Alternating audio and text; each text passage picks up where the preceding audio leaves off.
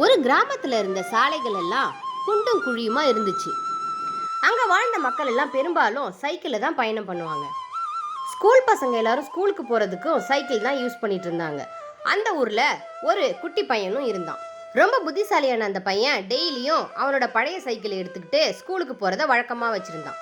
ஒரு நாள் ஸ்கூலுக்கு போகும்போது குண்டும் குழியில சிக்கி கீழே விழுந்துட்டான். சைக்கிளை ஓரமா வச்சுட்டு உட்காந்து யோசிச்சான், நாம இதுக்கு ஏதாவது ஒரு முயற்சி பண்ணணும் அப்படின்னு.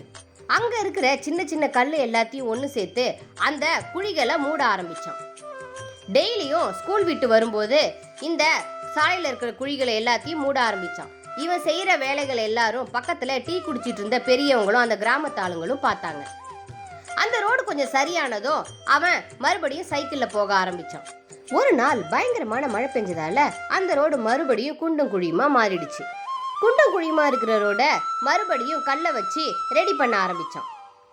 இதை பார்த்த ஊர் மக்கள் எல்லாரும் இந்த சின்ன பையனை இவ்வளவு முயற்சி எடுக்கும்போது ஏன் நாம எல்லாம் பண்ணக்கூடாதுன்னு நினைச்சாங்க.